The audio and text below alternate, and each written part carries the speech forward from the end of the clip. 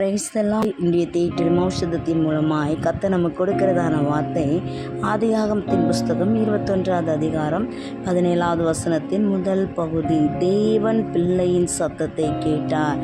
ஹல்லேலூயா. இங்கு பெயர்சபாவின் வனாந்தரத்தில் ஒரு பிள்ளை அழுது கொண்டிருக்கிறது. ஆகாருடைய பிள்ளை தான் அந்த பிள்ளை. சாராளினுடைய அடிமை பெண் தான் ஆகார். ஆபிரகாமுக்கும் சாராளுக்கும் குழந்தை இல்லாதபடியினால் சாராளினால் ஆபிரகாமுக்கு ஆகார் மனமுடித்து வைக்கப்பட்டால் ஆபிரகாமுக்கும் ஆகாருக்கு பிறந்த குழந்தை தான் இஸ்மவேல். இப்பொழுது இருவராலும் இவள் தனியே வாழும்படி அனுப்பி வைக்கப்படுகிறாள். கையில் இருந்த தண்ணீர் செலவழிந்து விட்டது.